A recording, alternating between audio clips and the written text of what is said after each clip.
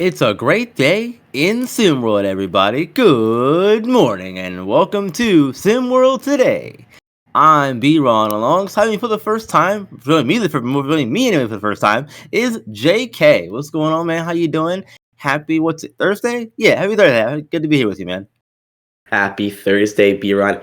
Good morning. Happy Thursday to all of you, ladies and gentlemen, here in SimWorld Hoops. We got a good episode for you today, and I'm really, really excited to be here. Yeah, it's good to be on the show with you the first time. You've been here pretty much all week. It's good to be back in the hosting chair. Let's go ahead. Let's jump right into it, starting with the SVBA. And Saddiq Bey is joining the Washington Wizards. The former Atlanta Hawk is taking his talents and returning them home to a 3-year, $20 million contract for the Wizards. Reported late last night. I believe you broke the news, JK, on that one. But Bey came in and suffered the coming off of an ACL tear late last season that ended his season with the Hawks.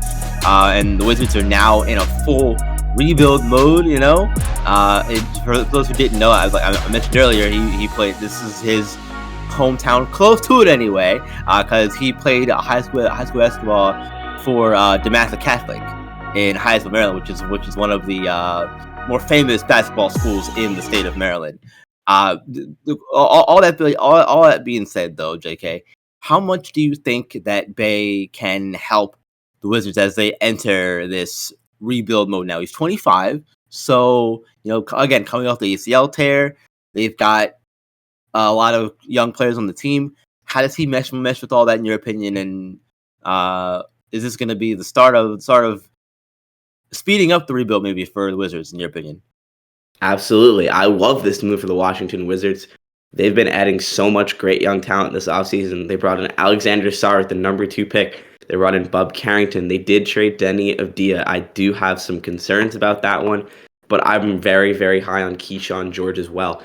This Washington team has a surplus of young talent, and Saddiq Bey is only going to add to that. He's 25, like you mentioned. He's a guy that can score with the best of them, can shoot with the best of them, and is a guy that's going to contribute for this Washington Wizards team every single night, can average 14, 15, even 16 points a game for them, coming off the injury for this Wizards team. He's familiar with the area, and I think that it's just his chance to really blossom into his true potential at the SWBA level. Yeah, I think that this is a good spot for him. You have a little bit lower expectations. Not to say that Atlanta had high aspirations last season, but I think you have a lower expectation coming into a situation where you're playing on a team that didn't win a whole lot of games last year and hasn't done the greatest over the last few seasons. Sure, they made the playoffs with Russell Westbrook a few years ago, but I still think that overall, this is a team that still needs a lot of help. And Bey can definitely help them out in a lot of ways. Averaged 13.7 points last season, 6.5 rebounds for the Hawks last season. And he played for the Pistons prior to he was the 19th overall pick in the 2020 SWBA draft out of Villanova. So, I think that he definitely can help. And I think that it'll do him a lot of good. Again, one, going to a place he's familiar with the area, and two, go to a place where you have a little bit lower expectations for the team overall. Sure, everyone might say we want to make the playoffs. Sure, great. But realistically, Wizards are not in that position to be a playoff contending team. But adding Saddiq Bey definitely does help that process. It absolutely helps remains to be seen. But hey, I absolutely like that move for the Wizards. It's an affordable deal for a player that's clearly very talented as a scorer. But the Atlanta Hawks, what are you doing? You can't match that. I understand the guy's coming off an injury, but what are you cooking over there? You drafted Zachary Versace with the number 1 pick. You trade AJ Griffin. What is being done in Atlanta to make this team any better than they were a year ago? I'm not moved. I'm not convinced that this team really has any business competing in the Eastern Conference right now, B-Ron. No, the Hawks they definitely don't with the moves that they've made over the offseason so far and the head scratching decisions. But I think that when it comes to the offseason and making moves and that kind of stuff, I don't think that every team gets better. Some teams get worse for obvious reasons. Some are going into a rebuild mode. Some want to focus on other things. You're trying to add pieces around Trey Young and all that stuff. So sometimes you have to take things away and clear up some space before you can make big moves. But also, to be fair to Atlanta, though, well, actually, no, to continue to beat them down a little bit, they're not exactly in my opinion, an attractive destination either for players. So, you know, that doesn't help them when it comes to getting people to come play for you. You gotta be a good destination for players to come to, and right now that they're not it. Uh, so we'll see how this affects both these teams as we get going here through the course of the off season and into the regular season proper. One more thing to note about Bey, you mentioned his scoring prowess earlier. He's one of 9 players with at least 650 made 3-pointers of his career in his first 4 SWBA seasons. So, and he can tell us shooting the corner 3 ball. So, we'll see. We'll see how all that goes for the Wizards as we get there. But let's switch gears and talk about the SWLB now with the All-Star game coming up. I know you and Marsh, maybe last week or so, talked about the voting process and how that was all going. Well, now the rosters are finalized, finally, with the game coming up. We got the rosters are here, and there's a lot of good talent all up and down these rosters, from the starters to the bench, as expected from an All-Star game. Salvador Perez, catcher from the Royals, off the bench. Carlos Correa coming off the bench. Rafael Devers as a reserve. Those are just 3 names right there off the bench. And then for the American League and in the AL, Adley Rutschman starter. Vlad Guerrero Jr. starter. Gunnar Henderson starter. Aaron Judge starter. And National League, just a few names here. Bryce Harper, first baseman starter from the Phillies. Ketel Marte from Arizona. Trey Turner from the Phillies. Pitchers as well. Glasnow, Green. Glasnow was replaced by Lopez. Green. Yeah. Okay. I'm looking at the roster here. Okay, got you. Let me know about that. There's just so many names up and down these rosters here, JK. Overall thoughts on each of the rosters, and who do you think might win this game once we get to the All-Star game proper? Great question, Biron. I'm a noted SWLB fan. You're speaking my language right now. I think there's a lot of guys that have been seriously snubbed from this process. None bigger than Mets shortstop Francisco Lindor. Francisco Lindor is hitting in the 250, 260 ballpark with just below an 800 OPS. He's a guy who had a really, really slow start to the season, but has picked it up in a great fashion since Carlos Mendoza moved him to the leadoff spot. If people are watching the Mets, they know that Lindor has been the best hitter on that team, not Pete Alonso, and Lindor should be the one representing the Mets in the All-Star game. However, I want to make a quick point about the All-Star process, because I think having every single team have an All-Star feels a little bit redundant and doesn't really feel it. Sometimes it feels that players who aren't as deserving aren't getting those nods. A guy like Francisco Lindor is absolutely an All-Star, didn't get a nod because every single team has to have an All-Star. I'm not a particularly big fan of that. I think that makes zero sense for the growth of the game or what the SWLB is trying to build. I understand you want a fan of every single team to have somebody to root for and to watch, but that makes no sense.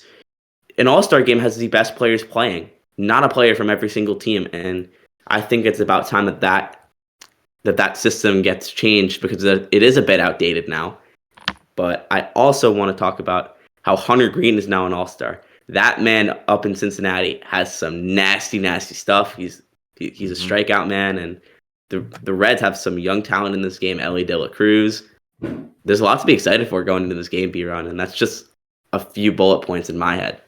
Yeah, Ellie De La Cruz is one. I really like him a lot. Obviously, friend of Tatis Jr. Shohei Ohtani is going to be in here as well. This is a tough one to pick a winner in, again, just because of how talented both of these All-Star teams are, as expected, to be fair. But because I'm an American League guy myself, I'm gonna rock with the American League to win the game. I do think that baseball, when you talk about All-Star games in particular, baseball is one of those games where I want to say it is more competitive due to the nature of the sport. I feel like you're not gonna see guys, lollipopping pitches in there to batters. You're not seeing that unless this is the Derby. So if you want to talk about a competitive All-Star game, if that's what people want so bad, watch the baseball game when it comes. Watch it, and you'll definitely see a competitive game for sure. It'll be a great game. Just a bit sad the home run derby lineup is a bit lackluster this season. Nobody I'm really super excited to see in it besides Gunnar Henderson. Really? Yeah. Huh. I mean, that makes sense. Well, who do you think is gonna win the game though, JK? I'm an American League. I'm a Yankee fan, so I have my biases toward the American League. But that National League roster is just too talented to keep up with. Mookie Betts, Trey Turner, Shohei Ohtani, Marcell Ozuna. You have William Contreras behind the plate, Fernando Tatis, like you mentioned. That NL lineup is better than the AL starting lineup, in my opinion. That's fair. Understandable. Well, look, let's switch gears here one more time because we're going to head over to SimWorld Prep where, there's been a lot of talk over the last few days, given that the league is still kind of reeling from the shocking announcement that the Originals head coach, Elisa Dodge, announced her retirement a few days ago. And like I said, everyone's still kind of in shock about all that. And, Rick Blaze had, a little quick Blazing Takes yesterday talking about, asking the question, are the OGs in trouble for next season? And I wanted to continue that conversation here this morning. So yeah, I mean, look, what do you think, JK? Do you think they're in trouble next season? Because, I mean, it's difficult for any team to repeat in any league, I'll say, but especially in a league that has as much parity as SimWorld Prep does, where you have players coming and going every year, really. Let's keep it a buck. Every year, when you have 16, 17, 18-year-olds, 17-year-olds leaving every year, that definitely is going to change how you operate and how you do things. But looking at this roster, personally, they're returning a few players from last, good chunk of their roster. They're only losing Cooper Flagg, Jay Laster, Victor Slagowskis, and Kamari Ward. Everyone else, Christ, Coates coming back, Justin McGavin coming back, Boateng coming back, Takadrian Walker, St. Lamar, and Marcellus Leland are all coming back for next season, potentially anyway. Because, Rick mentioned yesterday in the show that Justin McGavin might not be returning to the team. Everyone else is from the area or adjacent anyway. Christ Coates from Rhode Island. But everyone else is kind of from the area, and also besides Leland, who's from Oregon. But what do you think, JK? Do you think that they're just in trouble for next season? Absolutely not. Alyssa Dodge is one of the best coaches in SimWorld Prep. You lose a guy like Cooper Flagg. You have Flagg, you have Victorious Ilgauskas, you have Jay Lasser and Kamari Ward going. But this team still has plenty of talent. I'm not worried about him. You mentioned Christ Coates. He averaged 9 points per game last season. I think he can be a certified number one option at the SimWorld Prep level. Guy can be really good. I think if he's averaging 16, 17 points per game next season for the Originators, do not be shocked because that guy can straight up ball. But on the topic of the Originators, it's hard to repeat in SimWorld Prep. We saw what happened to the Beast of the East. Sorry, Coach Drayton. But we are in a landscape where it's hard enough to repeat. I don't think they're going to repeat, but I think that they still have an opportunity to be one of the key players in next season, especially in next season's run to one. However, it might be an uphill battle. It can be anybody's game.